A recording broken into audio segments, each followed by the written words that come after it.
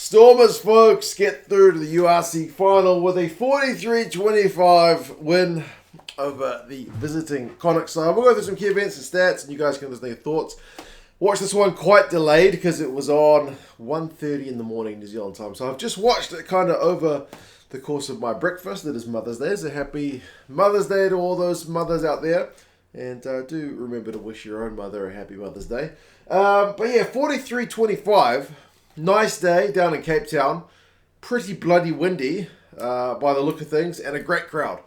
Which was, just really pleasing to see. But the scoreline makes it look like it was a real hiding. But if you watch this game, I think you'd be pretty satisfied with the way the game kind of ebbed and flowed. Connacht were in front for a while. They got it back to within kind of touching distance towards the end. So it's kind of a fitting semi-final, which just blows out a little bit with a couple of late Stormers tries. But as I said, the picture of the game early was quite the scene, apart from the turf, which people tell me is going to be relayed. So thank goodness for that. Stormers, man, though, looked nervy. Errors early. Dweber had a knock-on. Malherbe uncharacteristically gets pinged at scrum time, so it's 3-0 early. Connacht capitalising with the penalty from that scrum.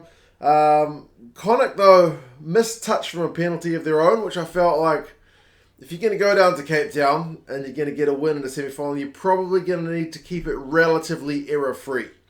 You can't afford to be a bit like last week where Connacht against Ulster, were able to have a really good defensive game, missed out on some try-scoring opportunities of their own, but I felt like you can't get away with that 2 weeks in a row because Ulster were poor. I didn't think the Stormers would be that poor over the course of the 80. Like Ulster were a little bit kind of, off the boil last week. But maybe not, man, because the Stormers just kept making errors in their own 22. So Connacht missed touch. Stormers keep making errors to kind of keep Connacht down their own end. Like, keep the Stormers down their end. So Connacht, it's all the territory. Building pressure, and eventually it leads to a Connacht try. Like, it had to come. The Stormers just couldn't get out of their own end. They couldn't hang on to the ball. Some nice phases from Connacht. Cardi with a kind of characteristic wide pass from him. 8 points to 0 Connacht away from home. The crowd has absolutely been not silenced, but they're a lot quieter than they were at the start of the game. So it's a great start, about as good a start as you could have want from the visitors. I mean, they would have liked to kick the conversion, but still, 8 points to 0 is a pretty healthy lead. However, Connacht join a long list of recent teams who struggle from the bloody restart. Unbelievable how many teams don't get it right. I mean, I guess it's just like that extra set piece that is really costly for some teams. They've just scored, but they fail to take the restart, give Stormers possession. They go through some phases. Libbok, when they've got advantage, puts a kick-through pass to Davids, and suddenly that 8-point lead is a 1-point lead with the Stormers. 7 points on the board. So great way to hit back from the Stormers after not really being at the races for the kind of opening 15 minutes. And then Connacht with another soft penalty, man. Cardi, he just couldn't handle a high ball. He drops it, and then I think it was Hurley Langdon grabbed the ball in front of him, so offside, and then Libbok just slots that one. So 10 points to 8. The Stormers go in front on 24 minutes, having been under the pump early. So the Stormers will not go behind again. Connacht will not get themselves back in front. 27 minutes for Libbok, I wrote, is that the best try yet? Now, maybe not, because later on there's a few peaches as well, but there's a pretty sweet one from Marnie Libbok. Geez, that guy's had a couple of good weeks, eh? There's a bit of a kick and duel. Marnie Libbok, he's got some confidence about him when there's two kind of on-rushing Connacht players trying to close him down before he can make a kick. He opts to not kick. He runs it just straight back between them. Then he does put the kick through to put the Connacht backfield under pressure. Connacht kick it back to them, the Stormers, under a wee bit of pressure like I mentioned. And then the Stormers from that kick return are just able to eat some meters. It's Duplessis to Herschel Yankees to Marnie Libbok, who's able to finish it off, which is great because he started it. So 17 points to 8.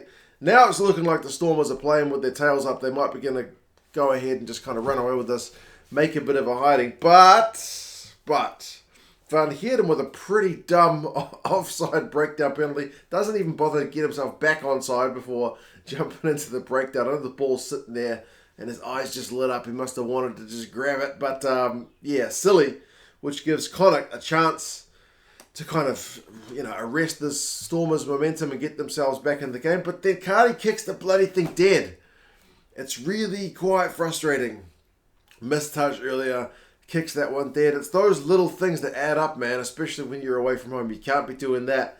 That leads to a scrum. That scrum leads to a Stormers scrum penalty, which leads to the Stormers kicking for touch, which leads to a line out, which leads to Davids beating a defender, getting himself a line break, passing it to Libok, and it's 24-8. So the Connacht guys go from being down one end with a prime attacking chance to being standing under their own sticks, looking down the barrel of what looks like a pretty tough scoreline, 24-8. However, credit to them, they did get a much-needed try before half-time with a scrum move. Farrell gets a big line break, and Oliver's able to finish it off. They didn't get the conversion from that one straight out in front. We saw it in Super Rugby just the other day as well, where the kicker, in this case Cardi, was going to line up the shot at goal, and as he steps forward to start his kick, the ball falls off the tee. He goes to grab the ball, put it back on the tee, but because he's already started his run-up, the defenders are able to kind of close him down and take the ball away. So, yeah, a missed opportunity to get a pretty easy 2 points in that wind, man. Even right in front of you, maybe just need someone to hold that tee for you or hold the ball on the tee. So, yeah, 24-13 at halftime. Could have been 24-15, but Connacht have had like 67% possession, 71% territory. The Stormers have conceded one more penalty, and yet the Stormers are not that comfortably in front, but they're in front. Second half starts a bit scrappy, man. There's some handbags very early on, and there's just like kicking dead, knock-ons, some scrum resets. It's not looking that flash. But that's not to say that there weren't some pretty slick tries to come, because there were. 58 minutes, Connacht, a bunch of phases, and they do get themselves back into the game. It's probably the least kind of pretty try of the game. It's basically phases from close range. But, that one's Hurley Langdon. He's able to go over. So, you kind of much needed. They did have a look at it, the TMO, to check there wasn't a hand under it. But Mike Adamson was convinced that there was a ball on line. So, it's a 4-point game. 24-20. The Stormers have gone from, what was the score? It was 24-8 to now 24-20. Very, very kind of disconcerting from the Stormers fans. John Dobson in the box looking a wee bit uncomfortable. But then Connacht, it's the try scorer, Hurley Langdon, concedes a really soft penalty, clattering into to Willemse. Gives the Stormers a bit of a chance. Again, stops that Connacht momentum, but then the Stormers, the scrappy play kind of continues. They missed their own line out, so it's a little bit of a poor one. However, from like the last quarter of the game, I think the players, especially on the Stormers side, really did turn it up a notch, man. I mean, Stormers, in their own half on 64 minutes, they get advantage from a scrum deep in their own half. And it's just thing of beauty stuff, man. Wide ball all the way from the right wing out to the left. You got Duplessis to Nell to Zas, and then De Vet's able to finish it off. Like, unbelievable. Like, proper team playing with confidence try. Really beautiful stuff. And then you see John Dobson in the box just praying to the heavens, or thanking the heavens for that score, because it was kind of much needed. That was absolutely hilarious. But 31-20. Libok missed the penalty a few minutes later, but it was kind of killing the clock down, which is what they needed. But Connacht weren't done, man. I thought they were, but Porch on 75 minutes kicked a sweet 50-22. They needed an immediate score, and they got it through Byron Ralston. So we go back to 31-25 with a missed conversion. But the Stormers mop up the game with a couple of tries. I mean, it's another Connacht mucking up of a high ball. Diamani is able to pounce on it and set up a try. And then Diamani is involved again with a bloody, like, Lucanio Arm style behind the back pass to Ronell for the final try of the game. Proper salt in the wound stuff. Makes the score look blown out, 43-25. But like I said, it was only 5 minutes earlier that Connacht were within a try of taking the lead. So, yeah, the scoreline kind of blows out, but it was a proper back-and-forth game.